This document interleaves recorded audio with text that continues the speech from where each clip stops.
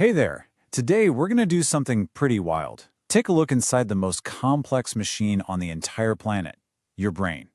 We're diving into the world of cognitive psychology, which is the science that explains how you think, why you remember some things and not others, and, how you make sense of the world around you.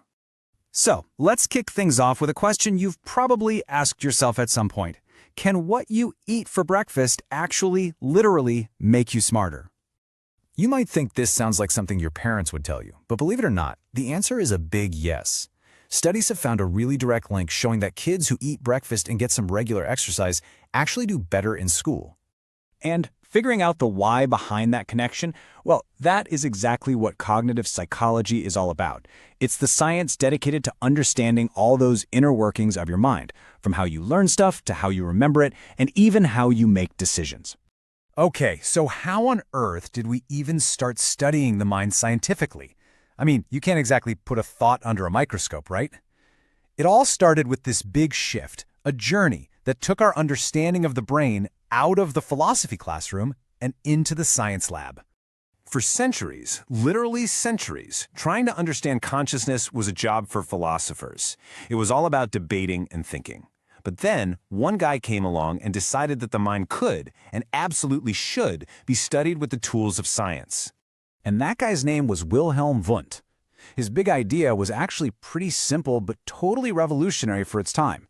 He believed that psychology is the observation of experiences.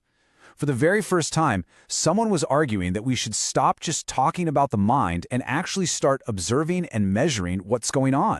And he didn't just talk about it. In 1879, and you're going to want to remember that date, Wundt put his money where his mouth was and opened the world's very first psychology laboratory in Leipzig, Germany. This was it.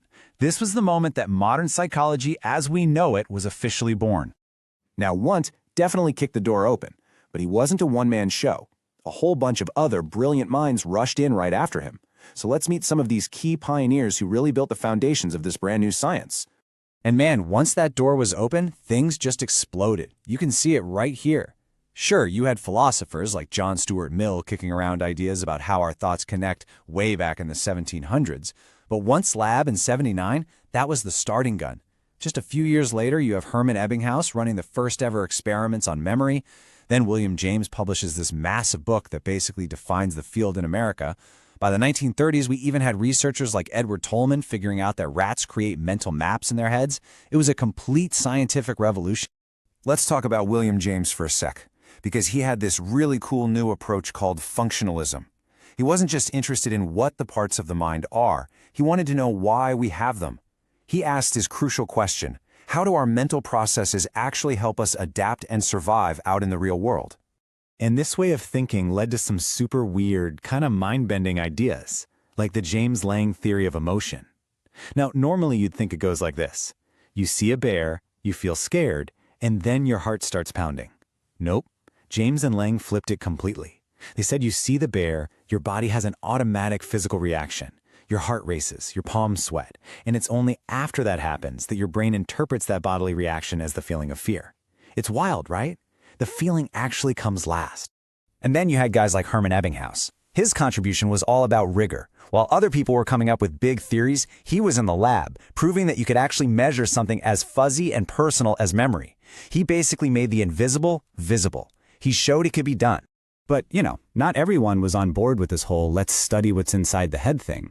It actually created a huge debate, a real showdown between two schools of thought that boiled down to one question. Should psychology study thinking or just doing? And these two approaches were just fundamentally different.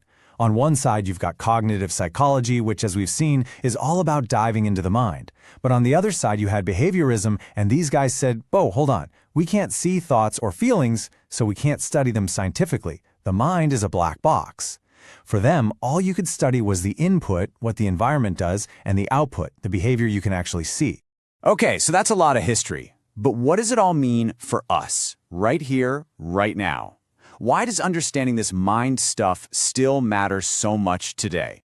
Well, probably the best way to think about it is this. Your mind is like a super powerful computer processor. It's constantly taking in data through your senses, that's perception, filing it away in memory, and then using all that information to make decisions. It's basically the hardware and the software running your entire life. And look, understanding how that processor works isn't just for scientists. It has huge, real-world consequences. We're talking about everything from figuring out better ways to teach kids in schools to getting insight into how we all make those big, scary life decisions.